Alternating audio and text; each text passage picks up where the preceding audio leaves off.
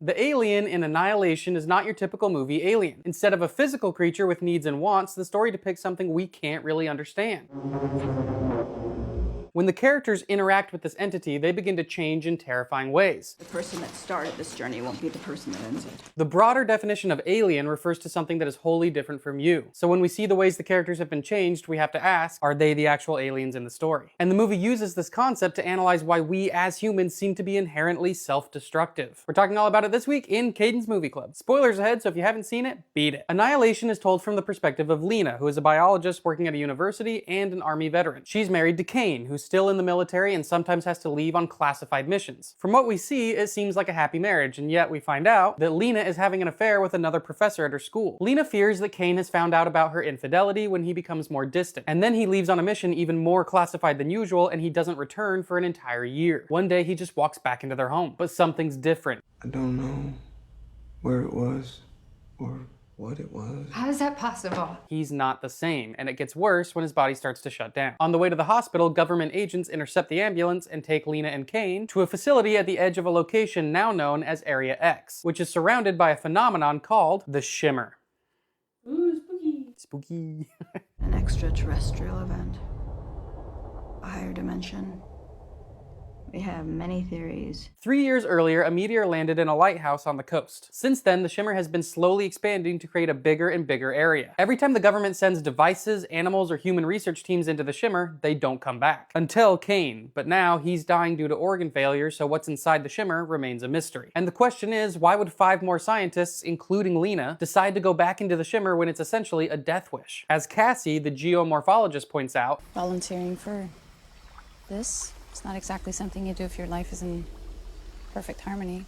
each of the characters has some kind of baggage. Lena has nearly lost her husband and carries the guilt of the affair. Ventress has terminal cancer. Josie is covering up scars. Tanya is a recovering addict. And Cassie's daughter has passed away. So are these characters going on this mission so they can go out in a blaze of glory? So they can end it all? Ventress, the psychologist, doesn't think so. I'd say you're confusing suicide with self-destruction. Almost none of us commit suicide, and almost all of us self-destruct. In some way, in some part of our lives. We drink, or we smoke, we destabilize the good job, the happy marriage. And this is what the story is really interested in. Why do humans seem to naturally have self-destructive tendencies? And how do we deal with those tendencies? In a flashback scene where Kane and Lena are still a happy couple, they question whether or not God makes mistakes. Pretty sure he does. The cell doesn't grow old, it becomes immortal. Keeps dividing, doesn't die. We see aging as a natural process, but it's actually a fault in our genes. Lena sees it as a form of self-destruction, and Ventress points out that if destruction is wired into our very DNA, These aren't decisions, they're impulses. maybe it can explain why we can't resist these impulses that we know will hurt us. So we're posed with another question. Are self-destructive processes and behaviors just part of who we are? Is this why Lena would ruin a perfectly good marriage? Or why the other characters have experienced their issues? Is it why all of them agreed to go on this mission? The irony here is that cancer appears throughout the story as well. At the beginning, Lena is teaching her students about it, Ventress has it, and Cassie's daughter passed away from leukemia. They're everywhere. Malignant. Like tumors. And cancer is caused when cells grow uncontrollably, when they don't age and die. So the thing that Lena and Ventress are calling self-destruction might actually be what saves us. So it raises another question at the same time. What if the self-destructive process is necessary? It takes a while for them to figure it out, but the shimmer acts as a kind of prism. When light passes through different mediums, the light bends because the light waves change speed. This is why things often look distorted when we see them through glass or water. How did you get home? And a prism disperses light. White light contains all different colors, and when it hits the prism, the colors separate because they have different wavelengths that refract or bend differently. The prism doesn't create light, it just distorts what's already there. The shimmer is a prism, but it refracts everything. Not just light and radio waves. Animal DNA, plant DNA, all DNA.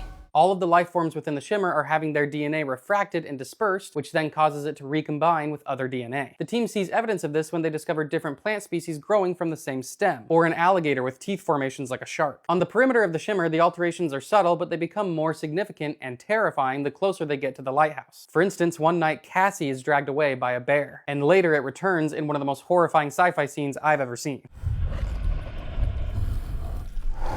And we discover that it has been heavily altered by refracted human DNA, including part of Cassie. Eventually, Ventress and Lena reach the lighthouse, the source of the shimmer. When Lena arrives, she finds a video left by her husband, Kane. In the video, he barely remembers who he was. He has a different accent, implying that he has absorbed different identities from his companions. I thought I was a man. I had a life. People call me Cain, and now I'm not so sure. And he commits a final act of self-destruction with a phosphorus grenade. But then, a duplicate of himself walks into frame. It's then that Lena finally realizes the Kane that returned home to her was not the Kane she knew. Lena finds Ventress in a cave-like structure formed by the meteor. At the very core of the shimmer, its prism-like effects are at their strongest. Our bodies and our minds will be fragmented into their smallest parts. Annihilation.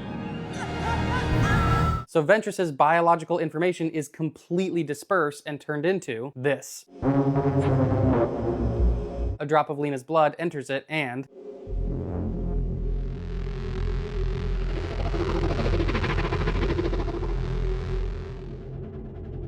a humanoid creature forms. Lena tries to escape, but the humanoid prevents this. It mirrors her, but it's not an exact physical mirror. It's mirroring her intentions. When she attacks, it attacks. When she runs, it runs.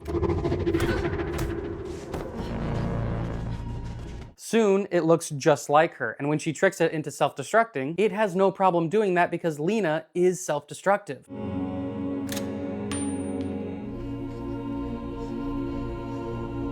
This thing isn't an imitation of Lena, it's a duplicate of Lena, only refracted through the shimmer. But just like a prism doesn't create new light, the shimmer does not create a new person. So technically, this is still Lena, like a larger version of a duplicated cell. And the same goes for Kane's duplicate. So the story has raised new questions. After going through this process in which the characters are annihilated and dispersed, then reconstructed, are they really the same thing even if they're made of the same material, or are you something alien? In other words, after going through self-destructive experiences, do you come out the other side as the same person, or are you someone new? Lena escapes the shimmer and returns to the facility. Kane has started to recover, and she asks him if he is still Kane, and he responds, I don't think so. Are you Lena? and she doesn't know. That's because the story is asking an open-ended question to the audience. Despite how crazy everything inside the shimmer seems, it's all just a distorted reflection of what the characters already knew. That when faced with the consequences of our own impulses, we often find that we have changed as people. And the movie shows us multiple ways we might respond to that change. Cassie says that she not only lost her daughter, but she lost the person she used to be. Her grief and pain is then literally imprinted onto another living being. Tanya, the recovering addict, succumbs to isolation and paranoia, so that when danger comes, she's made it so her companions can't help her. Josie chooses to embrace the change, and we see new life growing from her old wounds. Ventress has no friends or family, but as a psychologist has spent years analyzing recruits to go into the shimmer. So when the shimmer refracts her, she ultimately becomes a tool through which Lena can see herself. And Lena is constantly having to face the fact that she betrayed someone she loved. This is why the house they enter in the shimmer looks almost the exact same as her house. And why when Tanya calls Lena a liar, the bear, which has become a manifestation of grief, pain, and fear, comes into the house. When Lena tricks her duplicate into igniting the phosphorus grenade, it resorts back to its humanoid form, but it's still Lena. And in the ultimate refraction of Lena's self-destruction, it crawls back to the center of the cave where it knows the shimmer will duplicate the destruction.